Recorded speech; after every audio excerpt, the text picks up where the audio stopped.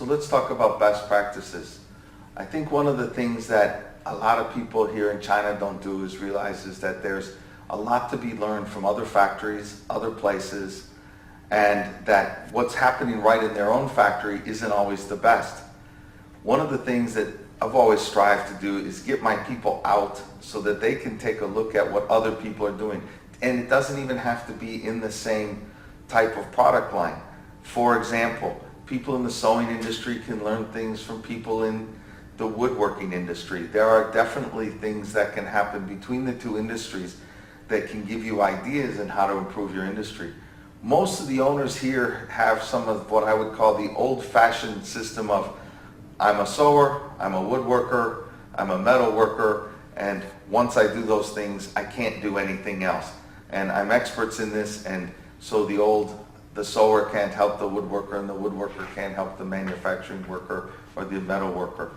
Think about it this way. In woodworking, you're doing dimensions, you're cutting, you're doing all the same things that you have to do in the sewing industry. You're cutting, you're checking dimensions, you're putting things together. Now, maybe some of the quality systems that are used in one system can be used for the other.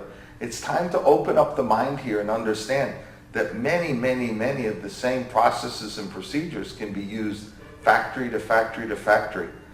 It's the process that's really important. It's not necessarily the product that's being used. It's the ability to set up the process correctly and use the different techniques. Inventory control, that goes across all industries. Planning can be used all industries. All these things come together. Again, planning is material, people, and manufacturing line coming together at the right place. There's not an industry that isn't useful for. So benchmark, think about other industries. Go look at what other people are going.